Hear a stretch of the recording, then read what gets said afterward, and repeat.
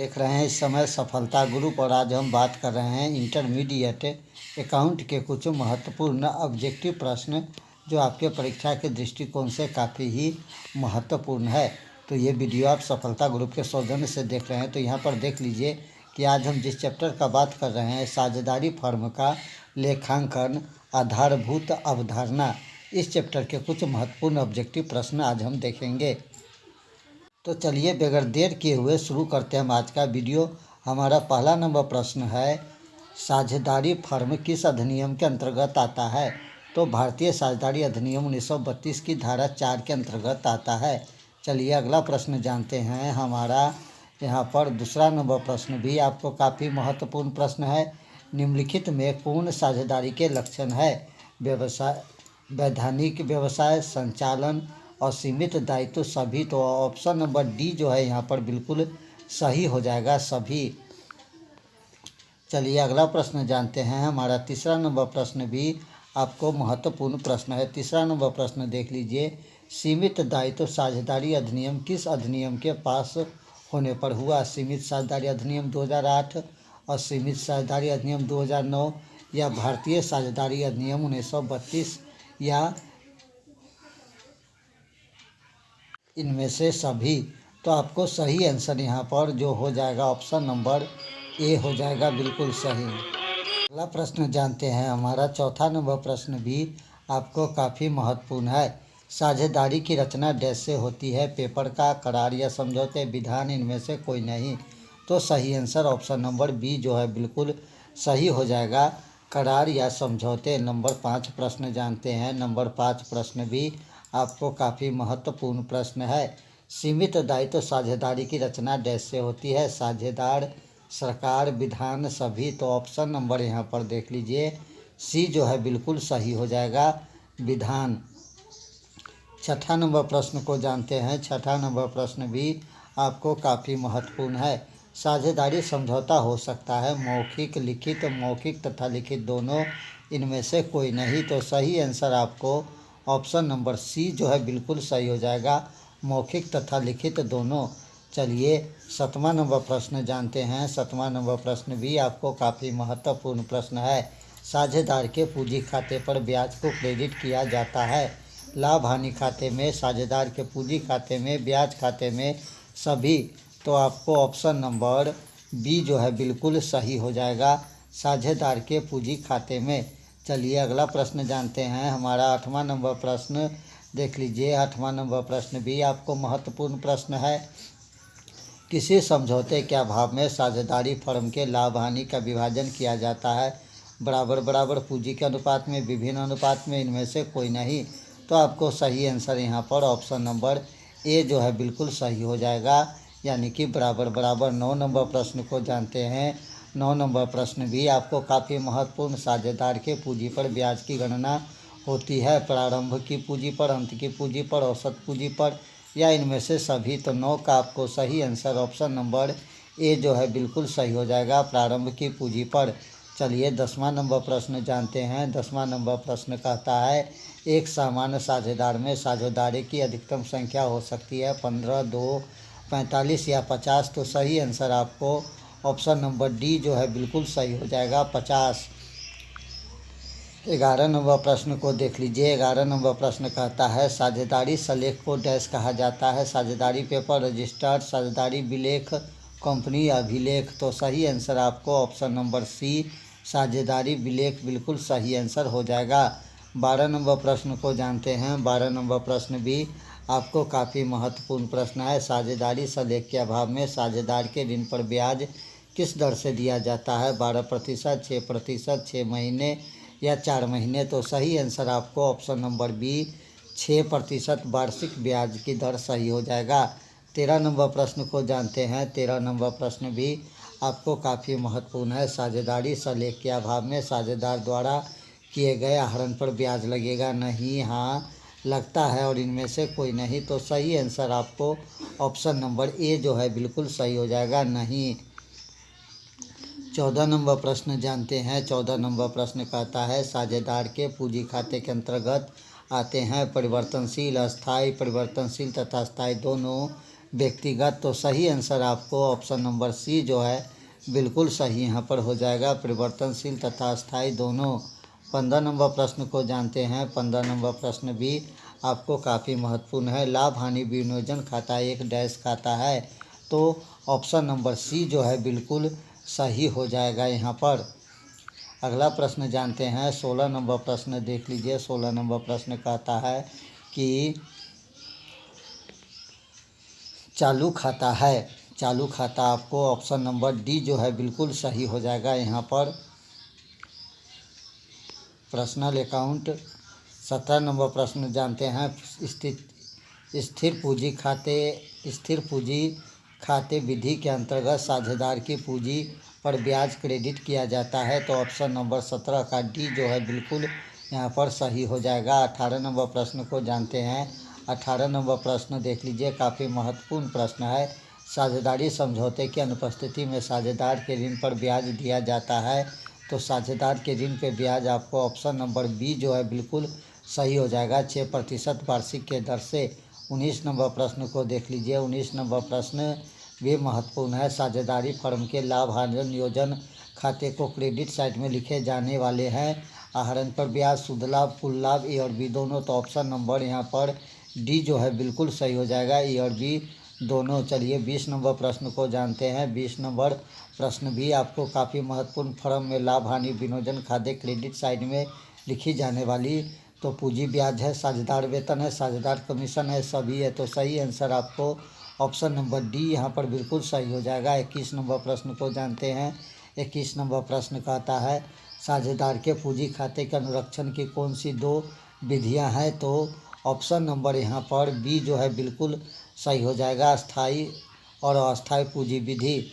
22 number प्रश्न को देख लीजिए। 22 नंबर प्रश्न कहता है स्थायी या स्थिर पूंजी खाते में साझेदार के लिए कितने खाते खोले जाते हैं, तो सही आंसर आपको ऑप्शन नंबर सी जो है बिल्कुल सही हो जाएगा, चालू खाते और पूंजी खाते। 23 नंबर प्रश्न को देख लीजिए।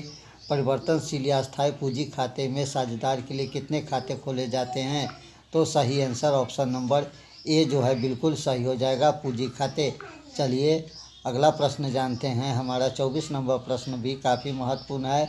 लाभ हानि नियोजन खाता किस खाते का विस्तार है, तो सही आंसर 24 का ऑप्शन नंबर सी जो है बिल्कुल सही हो जाएगा, लाभ हानि खाता। चलिए 25 नंबर प्रश्न को जानते हैं। 25 नंबर प्रश्न साझेदार के वेतन से डेबिट किया जाता है, तो सही आंसर ऑप्शन नंबर सी जो है बिल्कुल सही हो जाएगा, लाभ हानि विनियोजन खाता। 26 नंबर प्रश्न को जानते हैं। 26 नंबर प्रश्न कहता है साझेदार के चालू खाता खोलना चाहिए, तो साझेदार के चालू खाता ऑप्शन नंबर बी जो है बिल्कुल सही हो जाएगा, अस्थायी। 27 नंबर प्रश्न को जानते हैं। 27 नंबर प्रश्न कहता है साझेदार के दायित्व है, तो साझेदार के दायित्व आपको ऑप्शन नंबर सी जो है बिल्कुल हो जाएगा, पूंजी तक सीमित। 28 नंबर प्रश्न को जानते हैं। 28 नंबर प्रश्न कहता है साझेदार सलेख को कहा जाता है, तो साझेदार सलेख को ऑप्शन नंबर डी जो हमारा बिल्कुल सही हो जाएगा, साझेदार का अनंत नियम। 29 नंबर प्रश्न को देख लीजिए। साझेदार का फर्म से संबंध होता है, तो साझेदार का फर्म से संबंध एजेंट जो हमारा बिल्कुल सही हो जाए, आंसर हो जाएगा सी। 30 नंबर प्रश्न को देख लीजिए। 30 नंबर प्रश्न कहता है साझेदारी अनुबंध बनाना ऐच्छिक है, अशांत अनिवार्य है, तो सही आंसर 30 का ऑप्शन नंबर बी जो है बिल्कुल सही हो जाएगा, अशांत अनिवार्य। चलिए अगला प्रश्न जानते हैं। हमारा 31 नंबर प्रश्न को देख लीजिए। 31 नंबर प्रश्न कहता है लाभ हानि विनियोजन खाता बनाया जाता है संचय कोष बनाने के लिए, शुद्ध लाभ निकालने के लिए, विभाजन लाभ निर्धारण करने के लिए, तो सही आंसर ऑप्शन नंबर सी जो है बिल्कुल सही हो जाएगा, विभाजन लाभ निर्धारण करने के लिए।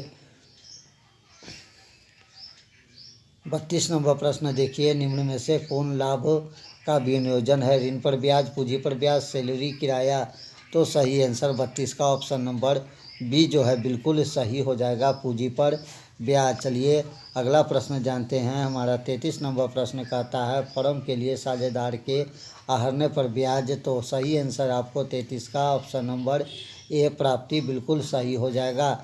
34 नंबर प्रश्न देख लीजिए। 34 नंबर प्रश्न भी आपको काफ़ी महत्वपूर्ण प्रश्न है।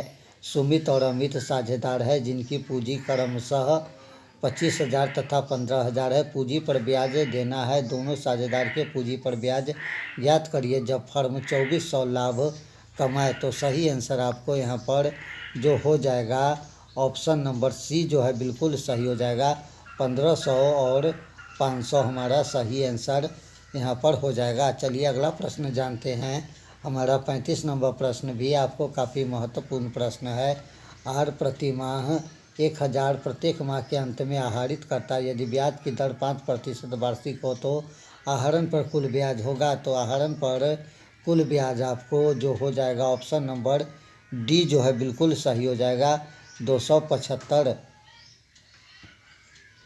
चलिए अगला प्रश्न जानते हैं। हमारा अगला प्रश्न 36 नंबर प्रश्न को देख लीजिए। 36 नंबर प्रश्न कहता है कि सिकंदर के लिए आहरण पर 12% ब्याज की दर से ब्याज की गणना कीजिए यदि उसने एक माह में 2,000 आहरित किया हो। तो सही आंसर आपको यहाँ पर ऑप्शन नंबर बी जो है बिल्कुल सही हो जाएगा 1440 हमारा सही आंसर हो जाएगा।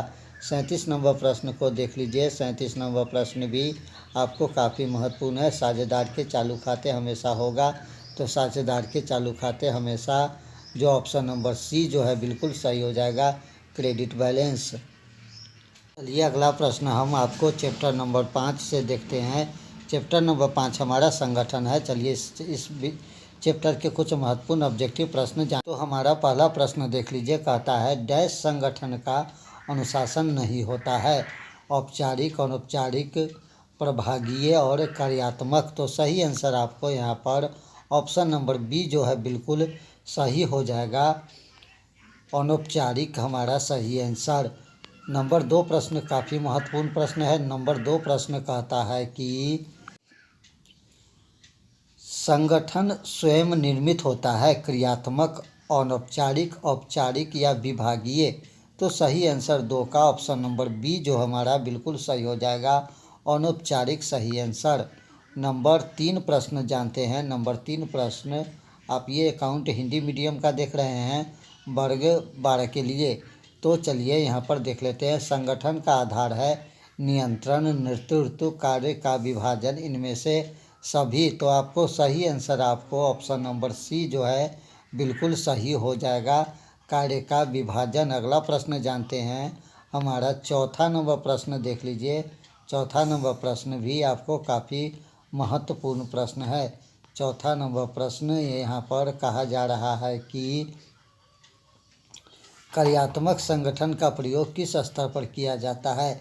उच्च स्तर पर, मध्य स्तर पर, निम्न स्तर पर, इनमें से सभी। तो सही आंसर ऑप्शन नंबर ए जो है बिल्कुल सही हो जाएगा उच्च स्तर हमारा सही आंसर। नंबर 5 प्रश्न जानते हैं। नंबर 5 प्रश्न भी आपको काफ़ी महत्वपूर्ण है। 5वां नंबर प्रश्न यहाँ पर कहता है कि कार्यात्मक संगठन किस तरह का संगठन ढांचा है। औपचारिक है, अनौपचारिक है, दोनों है, इनमें से कोई नहीं है। तो 5 का सही आंसर यहाँ पर ऑप्शन नंबर ए औपचारिक बिल्कुल सही हो जाएगा। 6ठा नंबर प्रश्न जानते हैं। 6ठा नंबर प्रश्न भी आपको काफ़ी महत्वपूर्ण है। उत्तरदायित्व होता है अधीनस्थों का, अधिकारों का, दोनों का, इनमें से कोई नहीं।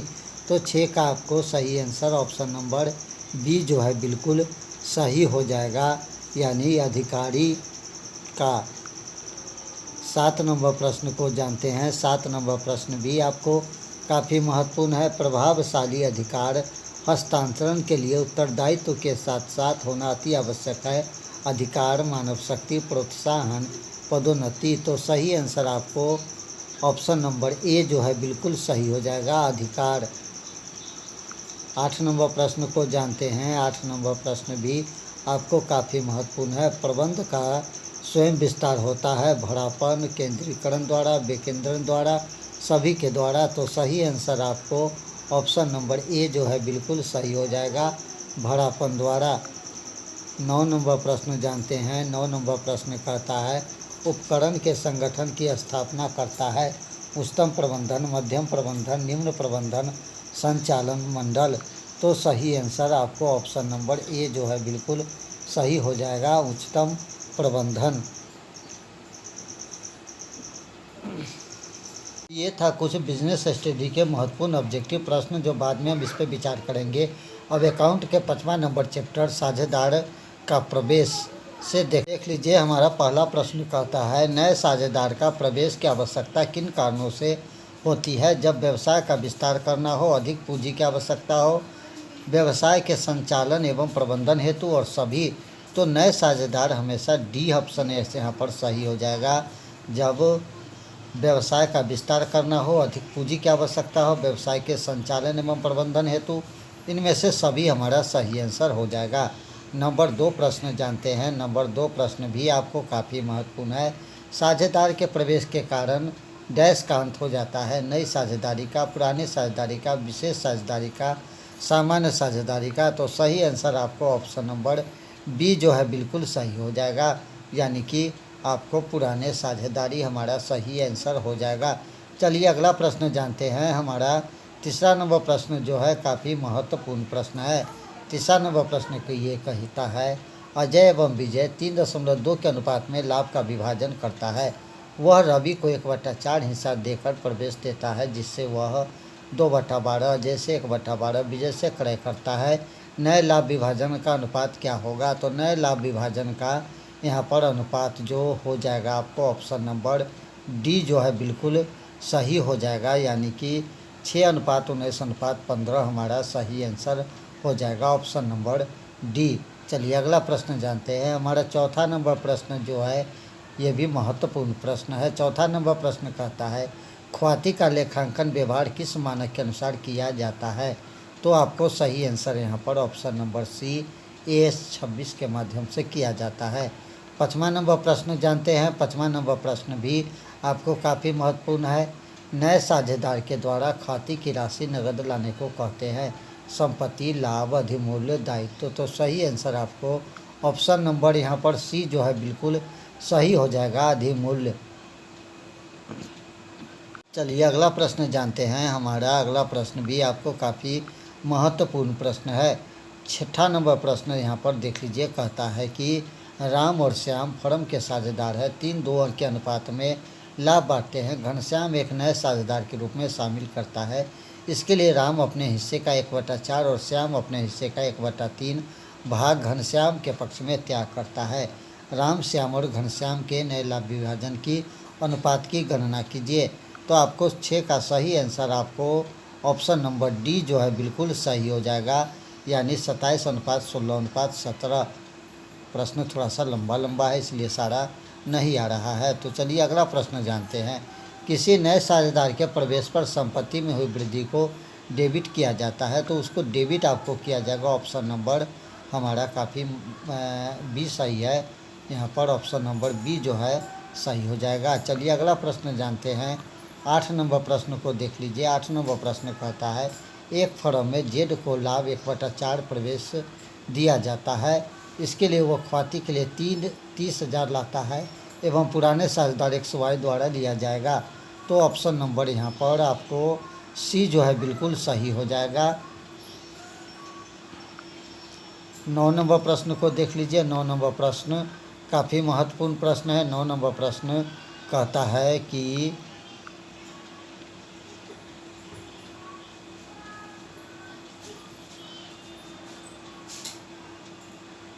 सात नंबर प्रश्न को देख लीजिए एक बार फिर से।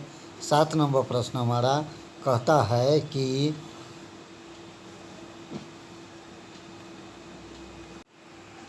किसी नए साझेदार के प्रवेश की पर संपत्ति में हुई वृद्धि को डेबिट किया जाएगा। वृद्धि को डेबिट किया जाएगा, तो हमारा यहाँ पर सही आंसर आपको जो हो जाएगा ऑप्शन नंबर बी जो है बिल्कुल सही हो जाएगा। पुराना भागीदार का पूंजी खाता सही हो जाएगा, यानी कि ओल्ड जो है भागीदार जो है उनका पुराना भागीदार है उनका पूंजी खाता। चलिए 8वां नंबर प्रश्न जानते हैं। 8वां नंबर प्रश्न भी काफ़ी महत्वपूर्ण है। एक फर्म में जेड के लाभ 1/4 अंश प्राप्त करने के लिए 30,000 यह पुराना विवरण XY का लेखक पत्र है। तो हमारा सही आंसर यहाँ पर जो हो जाएगा ऑप्शन नंबर सी जो है बिल्कुल सही हो जाएगा। 9 नंबर प्रश्न को जानते हैं। 9 नंबर प्रश्न भी आपको काफ़ी महत्वपूर्ण प्रश्न है। 9 नंबर प्रश्न देख लीजिए। 9 नंबर प्रश्न कहता है, एक नए साझेदार के प्रवेश के समय संचय हस्तांतरित किया जाता है। तो संचय आपको ऑप्शन नंबर बी जो है बिल्कुल सही हो जाएगा, पुराने साझेदार के पूंजी खाते में। चलिए जल्दी से अगला प्रश्न जानते हैं। हमारा 10वां नंबर प्रश्न कहता है, पुनः मूल्यांकन पर लाभ हानि को वहन करते हैं। तो आपको ऑप्शन नंबर ये जो है बिल्कुल सही हो जाएगा, पुराने साझेदार। 11 नंबर प्रश्न जानते हैं। 11 नंबर प्रश्न भी आपको काफ़ी महत्वपूर्ण प्रश्न है। नए साझेदार द्वारा खाते की राशि नकद लाने को कहते हैं। तो यहाँ पर देख लीजिए, ऑप्शन ए बट्टा, बी हानि, सी प्रीमियम, डी लाभ। तो सही आंसर आपको ऑप्शन नंबर सी जो है बिल्कुल सही हो जाएगा, प्रीमियम। 12 नंबर प्रश्न को जानते हैं। 12 नंबर प्रश्न भी आपको काफ़ी महत्वपूर्ण प्रश्न है। पी क्यू आर 3 साझेदार है जो लाभ हानि को 4-3-2 के अनुपात में बढ़ता है। इसको 1/10 भाग के लिए प्रवेश दिया जाता है। नया अनुपात क्या होगा? तो नया अनुपात आपको ऑप्शन नंबर सी जो है बिल्कुल सही हो जाएगा, 4-3-2-1 के अनुपात में। चलिए 13 नंबर प्रश्न को जानते हैं। 13 नंबर प्रश्न कहता है, नए साझेदारी ठहराव के बाद तैयार किए गए चिट्ठे में संपत्ति और दायित्व का लेखा किया जाता है। मौलिक मूल्यों पर, पुनः मूल्यांकन मूल्यों पर, वसूली मूल्यों पर, चालू लागत पर। तो सही आंसर 13 का ऑप्शन नंबर बी जो है बिल्कुल सही हो जाएगा, पुनः मूल्यांकन मूल्यों पर। चलिए अगला प्रश्न जानते हैं। हमारा 14 नंबर प्रश्न भी आपको काफ़ी महत्वपूर्ण है। कौन सी संपत्ति एक नए साझेदार के प्रवेश के समय अनिवार्यता पुनः मूल्यांकन किया जाता है? ख्वाती, निवेश, अस्थायी संपत्ति, शेयर। तो सही आंसर आपको ऑप्शन नंबर ए जो है बिल्कुल सही हो जाएगा, ख्वाती। 15 नंबर प्रश्न को जानते हैं। 15 नंबर प्रश्न भी आपको काफ़ी महत्वपूर्ण है और आपको बता दूं कि ये इंटरमीडिएट अकाउंट हिंदी मीडियम का ऑब्जेक्टिव प्रश्न है। ए और बी 3.1 के अनुपात में लाभ हानि को बढ़ता है। सी 1/4 हिस्से के लिए साझेदार में प्रवेश दिया गया। ए और बी का त्याग अनुपात होगा। तो ए और बी का त्याग अनुपात आपको 3:1 में हो, ऑप्शन नंबर बी सही हो जाएगा। चलिए अगला प्रश्न जानते हैं। हमारा 16 नंबर प्रश्न भी आपको काफ़ी महत्वपूर्ण है। पी और क्यू 3:1 के अनुपात में लाभ हानि विभाजन करता है साझेदार है और वो भविष्य में 1/4 हिस्सा देकर प्रवेश करता है। नए साझेदार विभाजन अनुपात होगा। तो आपको नए अनुपात option number A P Q R 9/16, 3/16, 4/16 के अनुपात हमारा सही आंसर हो जाएगा। 17 नंबर प्रश्न जानते हैं। संचित लाभ हस्तांतरण किया जाता है। तो सही आंसर ऑप्शन नंबर बी साझेदार के पूंजी खाते में बिल्कुल सही आंसर हो जाएगा। 18 नंबर प्रश्न को जानते हैं। नए साझेदार के ख्वाती के लिए लाई गई नगद राशि वर्तमान साझेदार के किस अनुपात में बांटा जाता है? तो आपको ऑप्शन नंबर सी जो है बिल्कुल यहाँ पर सही हो जाएगा। चलिए अगला प्रश्न जानते हैं। हमारा अगला प्रश्न भी आपको काफ़ी महत्वपूर्ण प्रश्न है। 19 नंबर प्रश्न कहता है, त्याग अनुपात ज्ञात किया जाता है। तो ऑप्शन नंबर सी जो है बिल्कुल सही हो जाएगा, एक साझेदार के प्रवेश पर। 20 नंबर प्रश्न को जानते हैं। 20 नंबर प्रश्न कहता है, पुनः मूल्यांकन खाता में नाम पक्ष का अधिक है, लाभ, हानि, प्राप्ति, व्यय। तो सही आंसर आपको ऑप्शन नंबर ये जो है बिल्कुल सही हो जाएगा, लाभ। चलिए एक अगला प्रश्न जानते हैं। हमारा अगला प्रश्न भी आपको काफ़ी महत्वपूर्ण है। और चलिए 6ठा नंबर चैप्टर के कुछ महत्वपूर्ण ऑब्जेक्टिव प्रश्न देखते हैं। साझेदार का अवकाश ग्रहण। तो इस चैप्टर के कुछ महत्वपूर्ण ऑब्जेक्टिव प्रश्न जो आपके परीक्षा के लिए काफ़ी महत्वपूर्ण प्रश्न है। चलिए अगला प्रश्न कहता है, प्राप्ति अनुपात का सूत्र क्या है? नया अनुपात माइनस पुराना अनुपात, पुराना अनुपात माइनस नया अनुपात, चालू अनुपात माइनस दायित्व और डी इनमें से सभी। तो सही आंसर आपको ऑप्शन नंबर ये जो है बिल्कुल सही हो जाएगा, नया अनुपात माइनस पुराना अनुपात। अगला प्रश्न जानते हैं। हमारा 2 नंबर प्रश्न भी आपको काफ़ी महत्वपूर्ण प्रश्न है। दूसरा नंबर प्रश्न कहता है, सत्यम, शिवम और सुंदरम साझेदार है जो लाभ का विभाजन 2-3-2 के अनुपात में करते हैं। यदि सत्यम अवकाश ग्रहण करता है तो शिवम और सुंदरम का नया लाभ विभाजन अनुपात क्या होगा? तो सही आंसर ऑप्शन नंबर सी जो है बिल्कुल यहाँ पर सही हो जाएगा, 3:2 के। चलिए अगला प्रश्न जानते हैं। हमारा अगला प्रश्न भी आपको काफ़ी महत्वपूर्ण प्रश्न है। अगला प्रश्न कहता है, किसी साझेदार की सेवानिवृत्ति पर साझेदार के पूंजी खाते में जमा किया जाएगा? तो ऑप्शन ए उसके भाग के ख्वाती के साथ। चलिए हमारा अगला प्रश्न जानते हैं। हमारा 4था नंबर प्रश्न भी आपको काफ़ी महत्वपूर्ण प्रश्न है। 4था नंबर प्रश्न देख लीजिए, कहता है कि ए और बी सी 1/2, 1/3, 1/16 के अनुपात में लाभ बांटते हुए साझेदार है। बी अवकाश ग्रहण किया, नया लाभ विभाजन अनुपात क्या होगा? तो हमारा सही आंसर यहाँ पर ऑप्शन नंबर सी जो है बिल्कुल सही हो जाएगा, 3:1 के। 5वां नंबर प्रश्न जानते हैं। 5वां नंबर प्रश्न भी आपको काफ़ी महत्वपूर्ण प्रश्न है। एक्स, वाई और जेड किसी फर्म में 4-3-2 अनुपात में लाभ बांटते हैं, साझेदार है। वाई अवकाश ग्रहण करता है, एक्स और जेड भविष्य में 5:4 के लाभ बांटने का निर्णय करता है। लाभ प्रतिशत अनुपात क्या होगा? तो आपको सही आंसर ऑप्शन नंबर ये जो है बिल्कुल सही हो जाएगा, 7:8। चलिए अगला प्रश्न जानते हैं। हमारा 6 नंबर प्रश्न भी आपको काफ़ी महत्वपूर्ण प्रश्न है। किसी साझेदार के अवकाश ग्रहण करने पर संपत्ति और दायित्व के मूल्य में परिवर्तन को दिखाने के लिए कौन सा खाता तैयार किया जाता है? तो सही आंसर आपको ऑप्शन नंबर सी जो है बिल्कुल सही हो जाएगा, पुनः मूल्यांकन खाता। 7वां नंबर प्रश्न जानते हैं। 7वां नंबर प्रश्न देख लीजिए, कहता है लाभ प्राप्ति अनुपात की गणना कब की जाती है? तो सही आंसर 7 का ऑप्शन नंबर बी जो है बिल्कुल सही हो जाएगा, किसी साझेदार के अवकाश ग्रहण करने पर। चलिए अगला प्रश्न जानते हैं। हमारा 8वां नंबर प्रश्न भी आपको काफ़ी महत्वपूर्ण है। अवकाश ग्रहण करने के समय पुनः मूल्यांकन के लाभ हानि का वहन किया जाता है। तो सही आंसर आपको यहाँ पर जो हो जाएगा ऑप्शन नंबर बी जो है बिल्कुल सही हो जाएगा, सभी साझेदारों द्वारा। चलिए 9वां नंबर प्रश्न जानते हैं। 9वां नंबर प्रश्न भी आपको काफ़ी महत्वपूर्ण प्रश्न है। चलिए 9वां नंबर प्रश्न जानते हैं। 9वां नंबर प्रश्न कहता है पी क्यू आर साझेदार है, उनका लाभ हानि विभाजन अनुपात 5-3-2 आर का अवकाश ग्रहण करता है और अपने हिस्से का 3/5 पी के पक्ष में 2/5 क्यू के पक्ष में समर्पित करता है। नया लाभ विभाजन अनुपात होगा। तो सही आंसर आपको ऑप्शन नंबर जो अगर आपको पता है इसका आंसर तो आप बता सकते हैं। चलिए 10वां नंबर प्रश्न देख लीजिए, कहता है कि एक साझेदार के अवकाश ग्रहण करने के समय सभी साझेदार के लिए फर्म के संयुक्त बीमा जीवन पॉलिसी के विरुद्ध फर्म को कंपनी से प्राप्त होता है। तो सही आंसर 10 का ऑप्शन नंबर बी जो है बिल्कुल सही यहाँ पर हो जाएगा। अगला प्रश्न जानते हैं। हमारा 11 नंबर प्रश्न भी महत्वपूर्ण है। फर्म के द्वारा संयुक्त बीमा पॉलिसी ली जाती है, तो हमारा सही आंसर यहाँ पर डी जो है बिल्कुल सही हो जाएगा। चलिए 12 नंबर प्रश्न जानते हैं। 12 नंबर प्रश्न भी आपको काफ़ी महत्वपूर्ण है। राम श्याम मोहन 1/2, 1/3, 1/6 के अनुपात में लाभ बांटता है। मोहन अवकाश ग्रहण करता है, प्राप्ति अनुपात होगा।